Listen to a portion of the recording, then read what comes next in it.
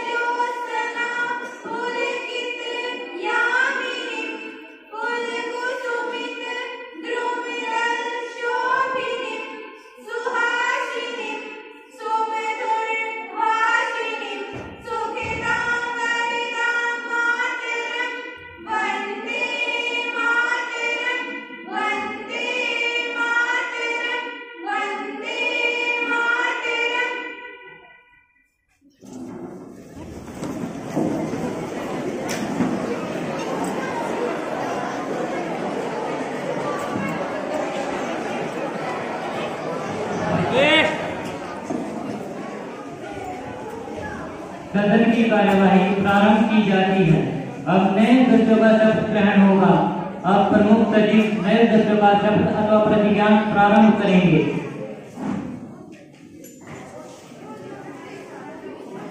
जी अध्यक्ष महोदय, कुमारी पायल जो कि हरियाणा की कुरुक्षेत्र लोकसभा क्षेत्र से निर्वाचित हुई है, शपथ या प्रतिज्ञा ग्रहण करेंगी।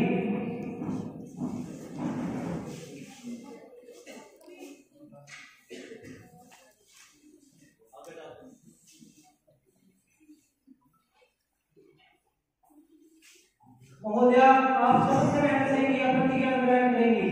मैं शपथ ग्रहण करूंगी। महोदय, आप किस भाषा में शपथ ग्रहण करेंगी? मैं हिंदी भाषा में शपथ ग्रहण करूंगी। मैं पायल युवा लोक संसद की सदस्य निर्वाचित हुई हूँ। मैं ईश्वर की शपथ लेती हूँ कि मैं विधि द्वारा स्थापित भारत के संविधान के प्रति अपनी सच्ची श्रद्धा और निष्ठा रखूंगी तथा जिस पद को मैं ग्रहण करने वाली हूँ उसके कर्तव्यों का श्रद्धापूर्वक निर्वहन करूंगी।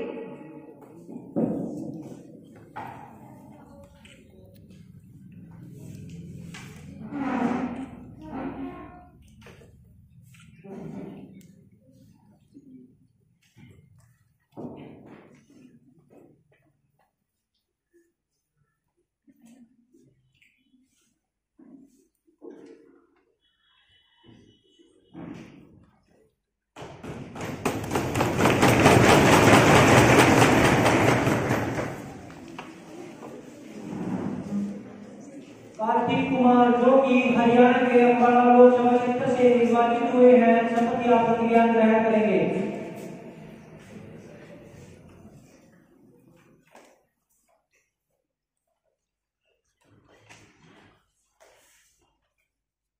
महोदय, आप शपथ ग्रहण करेंगे या प्रतिज्ञा ग्रहण करेंगे? मैं शपथ ग्रहण करूंगा। महोदय, आप किस भाषा में शपथ ग्रहण करेंगे? मैं हिंदी भाषा में शपथ ग्रहण करूंगा। मैं कार्तिक जो युवा संसद का सदस्य निर्वाचित हुआ हूँ, मैं ईश्वर की शपथ लेता हूँ कि विधि द्वारा स्थापित भारत के संविधान के प्रति अपनी सच्ची श्रद्धा निष्ठा रखूंगा। मैं भारत की प्रमुखता और अखंडता को अक्षुण्ण रखूंगा तथा जिस पद को मैं ग्रहण करने वाला हूँ उसके कर्तव्य श्रद्धापूर्वक निर्वहन करूंगा।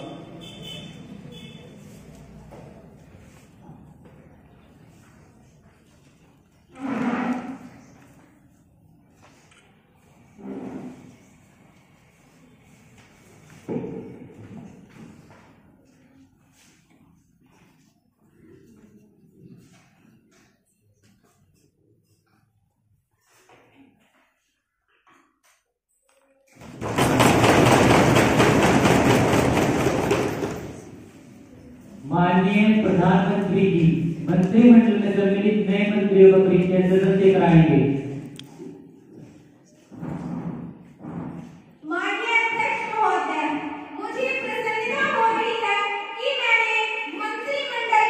कुमारी महक को जल्द स्थापित मंत्री और कुमारी आयना को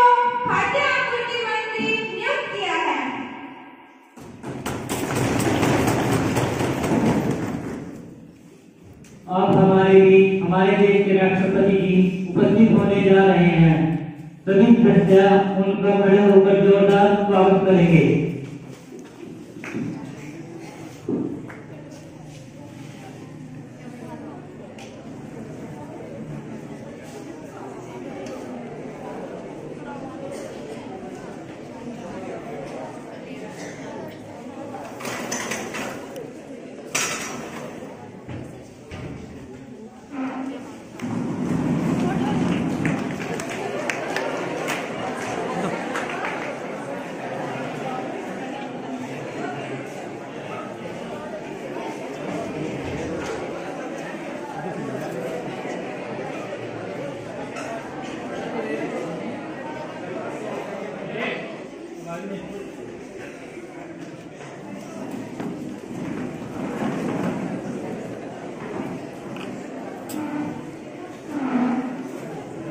साथियों, हम सभी लंबे समय के बाद सदन में मिल रहे हैं।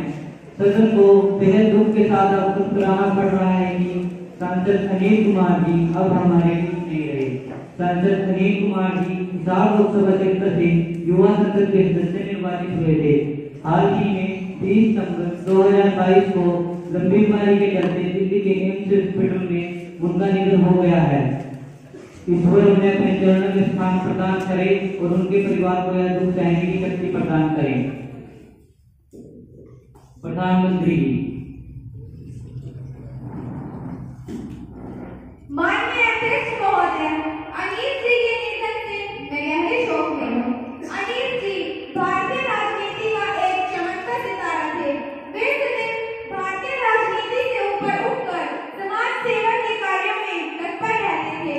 उन्होंने न केवल अपने क्षेत्र का ही चहुमुखी विकास किया, अपितु भारतीय राजनीति में भी महत्वपूर्ण योगदान दिया है। उन्होंने कभी भी पद की चाहत नहीं की है और अपना सारा जीवन देश सेवा में समर्पित कर दिया है। देश उनकी सेवा का सदैव आभारी रहेगा। मैं उन्हें भावभीनी श्रद्धांजलि अर्पित करती हूँ। नेता प्रतिपक्ष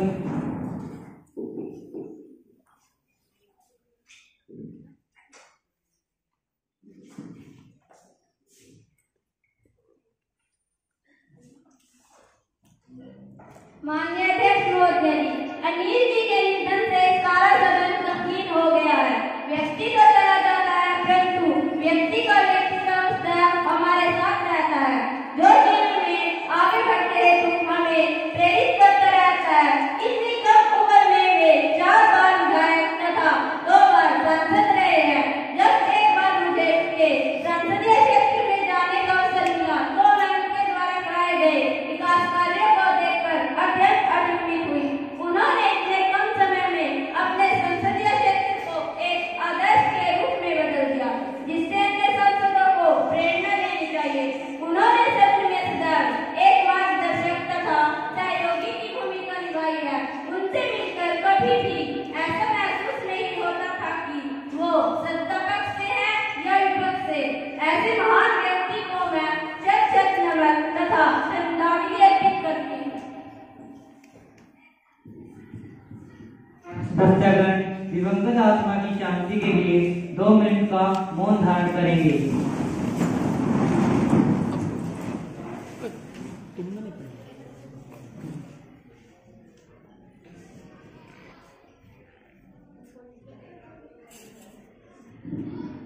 शांति शांति शांति।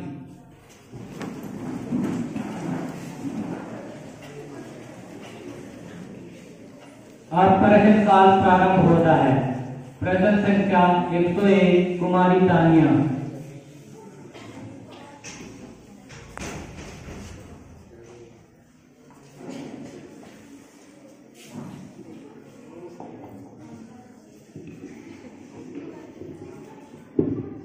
साथ में क्या होगा?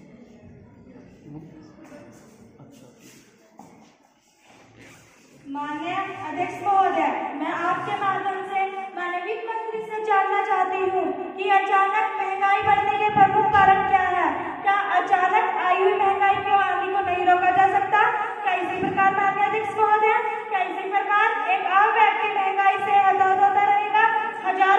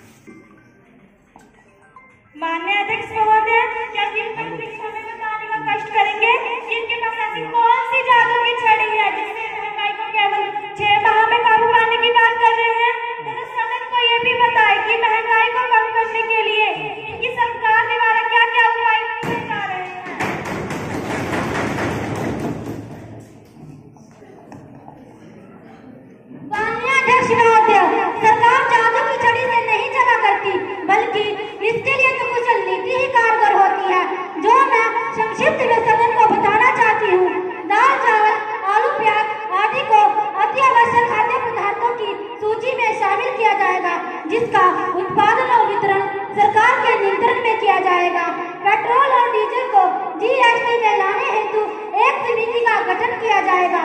भुखमरी और गरीबी को कम करने के लिए डीबीएस के तहत योग्य लोगों के बैंक खातों में सीधी सहायता राशि पहुंचा दी जाएगी। माननीय अध्यक्ष महोदय, मैं सदन को आश्वासन देती हूँ कि ये सभी कार्य मात्र 6 माह में पूरे कर लिए जाएंगे।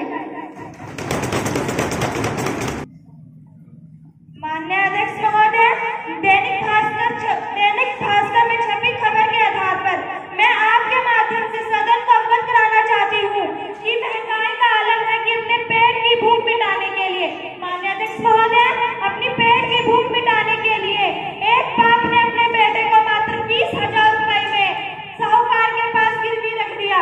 ऐसी घटना के चलते हुए माननीय वित्त मंत्री जी को शर्म आनी चाहिए।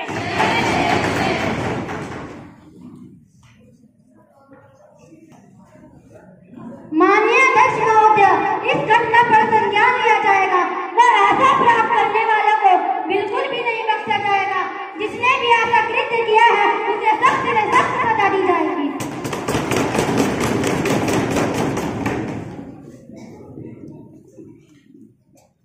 प्रश्न संख्या 102 कुमारी तानिया।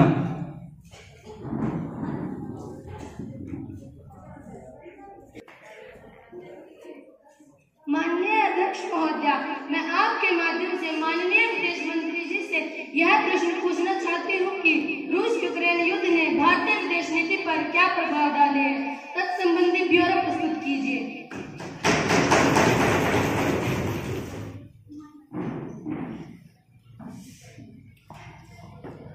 माननीय अध्यक्ष महोदय, मैं आपके माध्यम से माननीय अध्यक्ष महोदय को यह बताना चाहती हूँ कि वर्तमान भारतीय सरकार की कुशल विदेश नीति तथा सूझबूझ के चलते रूस यूक्रेन युद्ध का भारतीय विदेश नीति पर कोई नकारात्मक प्रभाव नहीं पड़ा है। भारत ने प्रारंभ से ही पश्चिम देशों तथा रूस के बीच संतुलित दृष्टिकोण को अपनाया है। अमेरिका तथा पश्चिम देशों द्वारा संयुक्त राष्ट्र सुरक्षा परिषद में रूस के खिलाफ लाए गए प्रस्तावों में भारत द्वारा अनुपस्थित रहकर तटस्थ भूमिका निभाने का प्रयास किया गया है।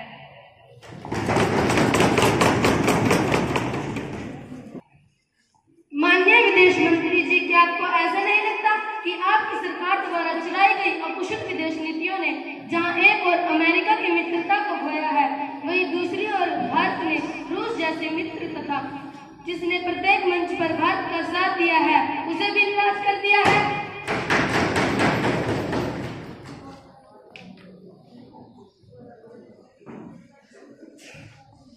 माननीय अध्यक्ष महोदय जी, मैं आपके माध्यम से माननीय अध्यक्ष महोदय को यह भी बताना चाहूंगी कि भारत के दोनों पक्षों के साथ मित्रता का संबंध बने हुए हैं। भारत ने जहां एक और रूस तथा चीन ब्रिक्स के सदस्य के रूप में अपनी भूमिका निभाई है, अमेरिका दबाव के बावजूद भी रूस से कच्चा तेल आयात करने के लिए समझौता किया है। वहीं दूसरी ओर अमेरिका तथा पश्चिम देशों ने क्वाड संगठन के साथ अपने संबंधों को भली भांति बनाए रखा है। भारत के इस तटस्थ तथा संतुलित दृष्टिकोण की फ्रांस जैसे कई देशों ने खुलकर प्रशंसा भी की है। संख्या 103 कुमारी वंदना।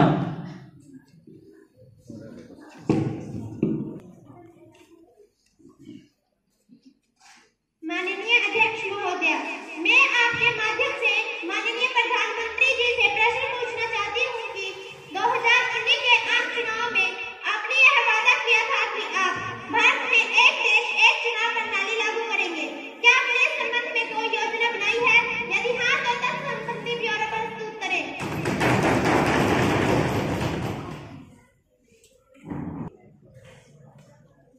माननीय अध्यक्ष महोदय, मैं आपके माध्यम से माननीय सदस्य को यह बताना चाहती हूँ कि हमारी वर्तमान सरकार भारत में एक देश एक चुनाव प्रणाली को लागू करने हेतु प्रतिबद्ध है।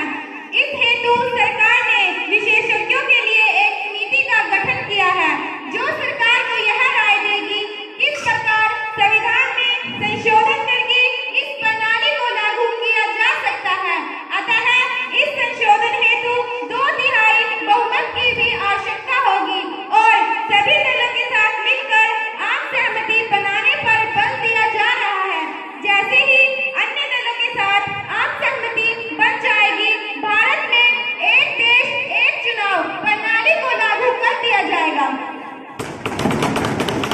प्रश्न संख्या 104 कुमारी पूजा। माननीय अध्यक्ष महोदय, मेरा प्रश्न आदरणीय गृह मंत्री जी से है कि आए दिन देश में सांप्रदायिक दंगे, पत्थरबाजी व सरकारी संपत्ति को जो नुकसान पहुंचाया जा रहा है, सरकार उसे रोकने तथा देश में शांतिपूर्ण वातावरण स्थापित करने के लिए क्या कदम उठा रही है?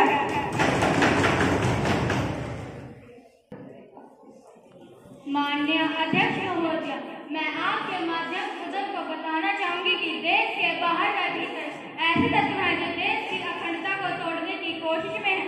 इन पर हमारी इंटेलिजेंस एजेंसी की नजर है। दिल्ली तथा अन्य स्थानों पर हुए सांप्रदायिक दंगों में PFI यानी पॉपुलर फ्रंट ऑफ इंडिया के नेताओं के साथ मिलने पर उन्हें गिरफ्तार किया गया है तथा माननीय अध्यक्ष महोदय, हमारी सरकार ने उन NGO गैर सरकारी संगठनों पर भी ध्यान दिया है जो देश में हुए सांप्रदायिक दंगे में शामिल था। माननीय अध्यक्ष महोदय, बाहरी देशों से फंड लेकर देश में अशांति फैलाने में लगे हुए हैं। माननीय अध्यक्ष महोदय, हमने पाया है जब भी कोई धार्मिक जुलूस निकलता है तो उसमें पत्थरबाजी की घटनाएं होती है। पत्थरबाजी की घटनाओं को रोकने के लिए जुलूस पर ड्रोन की नजर बनाई रखी जाएगी तथा वहां पर भारी मात्रा में पुलिस कर्मचारियों को तैनात कर दिया जाएगा। माननीय अध्यक्ष महोदय, दिल्ली तथा अन्य स्थानों पर हुए सांप्रदायिक दंगों में उन दंगाइयों ने जिस सरकारी संपत्ति को नुकसान पहुंचाया था उसकी भरपाई उनकी निजी संपत्ति को बेचकर कर दी जाए तथा इसी तरह भविष्य में भी हमारी सरकार इससे सख्ती से निपटेगी। धन्यवाद। माननीय अध्यक्ष महोदय, मैं सरकार से जानना चाहती हूँ कि जिस प्रकार PFI संगठन को गैर कानूनी किया गया है, क्या भविष्य में RSS संगठन को भी गैर कानूनी घोषित करने की कोई योजना है? माननीय अध्यक्ष महोदय, मुझे मेरे साथी सदस्य की बुद्धि पर तरस आ रहा। मेरे आदरणीय साथी RSS की तुलना PFI जैसे आतंकवादी संगठन से कर रहे हैं। मेरे आदरणीय साथी को इतना तो ज्ञात होना ही चाहिए कि अभी तक RSS की किसी भी आतंकवादी घटना में कोई हाथ नहीं मिला। ना तो यह उनकी सरकार के समय पर मिला था, ना ही यह हमारी सरकार के समय पर मिला था। ऐसे में संसद में इस प्रकार का प्रश्न उठाना अवंचित है तथा राजनीति से प्रेरित है।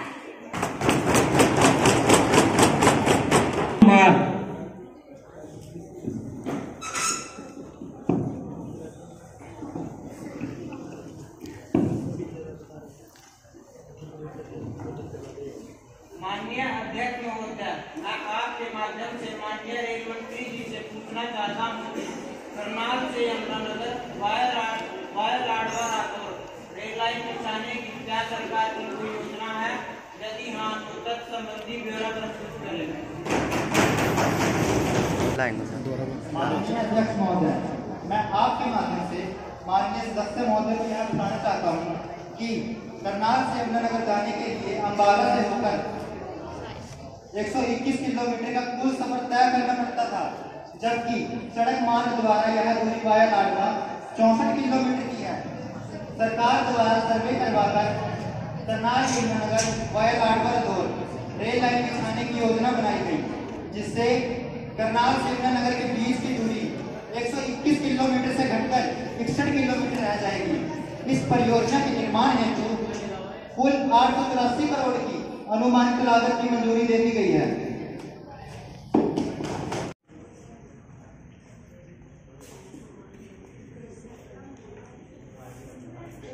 माननीय अध्यक्ष महोदय, रेल मंत्री जी यह भी बताएं कि इस परियोजना पर कार्य कब शुरू होगा और यह कब तक बनकर पूर्ण हो जाएगा, तथा यह भी बताएं कि इस परियोजना से संबंधित कोई DPR रिपोर्ट भी पेश की गई है। यदि हाँ तो उस DPR रिपोर्ट का संक्षिप्त ब्यौरा सदन के सामने प्रस्तुत कीजिए।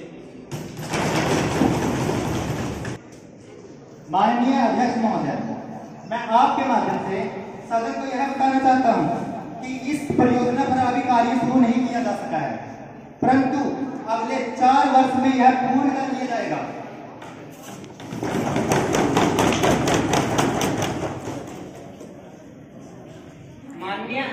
महोदय, रेल मंत्री जी यह बताएं कि उस डीपीआर इस परियोजना से संबंधित उस डीपीआर रिपोर्ट में क्या कहा गया है। उस डीपीआर रिपोर्ट का संक्षिप्त ब्यौरा सदन के समक्ष प्रस्तुत कीजिए।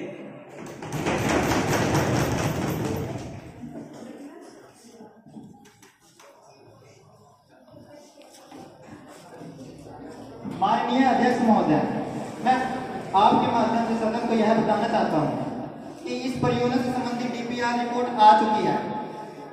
इस रिपोर्ट में Karnal Yamunanagar new rail line को वित्तीय लाभकारी बताया गया है।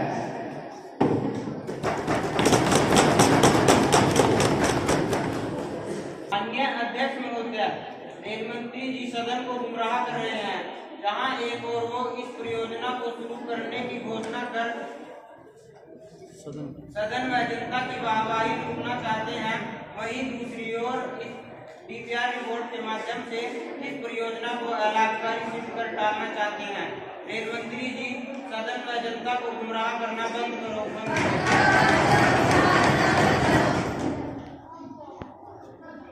माननीय अध्यक्ष महोदय, मैं आपके माध्यम से सदन को आश्वासन देना चाहता हूं कि सरकार द्वारा इस परियोजना से संबंधित एक समिति बनाई गई है जो कि केवल इस परियोजना पर पुनः विचार कर रही है, न कि सरकार द्वारा इस परियोजना को टालने का प्रयास किया जा रहा है।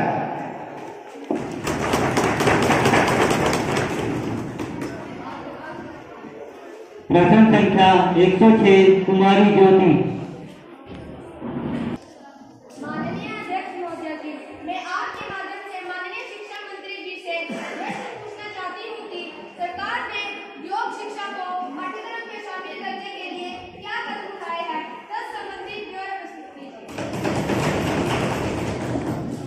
माननीय अध्यक्ष महोदय, मैं आपके माध्यम से सदन को यह बताना चाहती हूँ कि मंत्रालय ने विश्वविद्यालय योग शिक्षा पर अनुशंसा हेतु 15 जनवरी 2016 को प्रोफेसर HR नंगेंद्र की अध्यक्षता में एक समिति गठित की थी। समिति ने अप्रैल 2016 को अपनी रिपोर्ट प्रस्तुत की और अनुशंसा संबंधित से पाठ्यक्रम हेतु पाठ्यचर्या निर्धारित की। विश्वविद्यालय अनुदान आयोग ने जानकारी दी कि उसने स्नातक और स्नातकोत्तर स्तर के योग के अध्ययन को मान्यता दी है। यूजीसी ने जनवरी 2017 यूजीसी नेट के बाद से योग को राष्ट्रीय परीक्षा में एक नए विषय के रूप में शामिल किया है। इसके अतिरिक्त अखिल भारतीय उच्च शिक्षा सर्वेक्षण पोर्टल 2019-20 के अनुसार 131 विश्वविद्यालय योग से संबंधित पाठ्यक्रम संचालित कर रहे हैं। कार्य स्थगन प्रस्ताव की सूचना। किसान दिल्ली अमृतसर राष्ट्रीय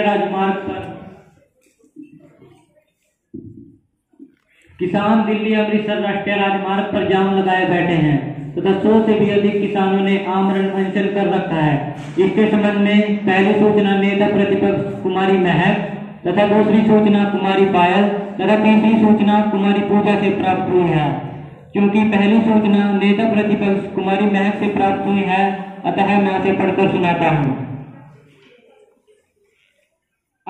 हरियाणा में अनाज मंडी हड़ताल की हड़ताल के चलते तथा कुछ अन्य कारणों के कारण किसानों की फसल की खरीद नहीं हो पा रही है तथा किसान अपनी अपनी फसलों को लेकर पिछले कई दिनों से अनाज मंडियों में बैठे हुए हैं, परंतु उनकी फसल को खरीदने वाला कोई नहीं है, जिससे तंग आकर किसानों ने दिल्ली अमृतसर राष्ट्रीय राजमार्ग को जाम कर रखा है तथा 100 से भी अधिक किसान सत्याग्रह करते हुए आमरण अनशन पर बैठे हुए हैं तथा उनकी हालत बिगड़ती चली जा रही है।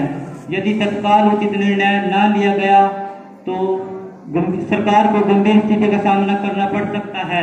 अविलंब इस लोकहित के विषय पर सदन का कार्य स्थगित कर चर्चा की जाए। सत्ता पक्ष का इस विषय पर क्या कहना है?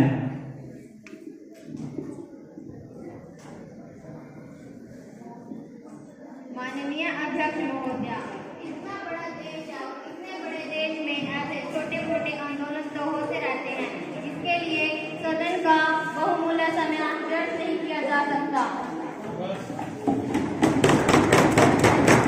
माननीय अध्यक्ष महोदय जी, किसानों की महीनों की मेहनत के बाद जिस फसल को तैयार किया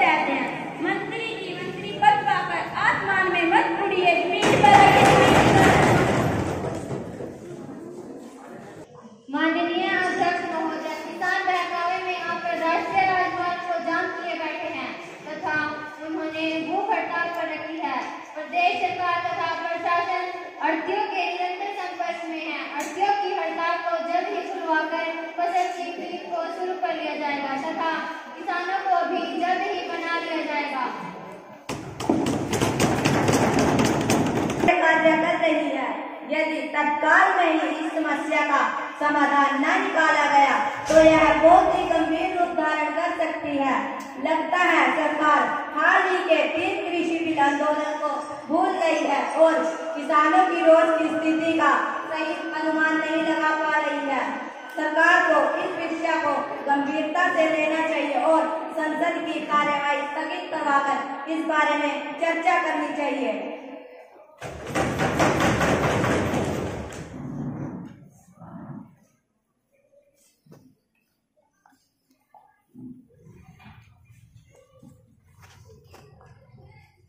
माननीय अध्यक्ष महोदय, मैं आपके माध्यम से सदन को बताना चाहती हूँ कि हमारी सरकार किसानों के प्रति बहुत गंभीर है, उनके विकास और तरक्की को लेकर प्रतिबद्ध है।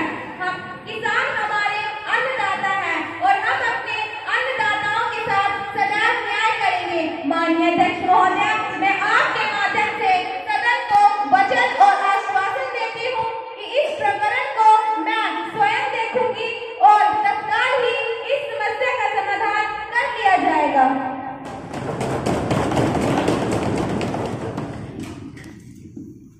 मैंने सत्ता पक्ष और विपक्ष दोनों के वक्तव्य सुने। अब मैं सदन में हाथ खड़े करवाकर मतदान करवाकर अंतिम निर्णय पर पहुंचना चाहता हूं। जो सदस्य कार्य स्थगन प्रस्ताव के पक्ष में है वो हाथ खड़े कर हाँ कहें। जो सदस्य कार्य स्थगन प्रस्ताव के पक्ष में नहीं है वो हाथ खड़े कर ना कहें। मैंने कार्य स्थगन प्रस्ताव के पक्ष तथा विपक्ष में पड़े मतों की गिनती कर ली है तथा इस निर्णय पर पहुंचा हूं कि बहुमत ना का है, बहुमत ना का है, बहुमत ना का है। ना की जीत हुई, अतः कार्य स्थगन प्रस्ताव नामंजूर किया जाता है।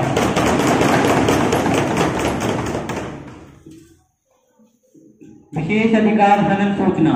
कुमारी अनामिका जी अपनी विशेष अधिकार हनन सूचना को पढ़ेंगी।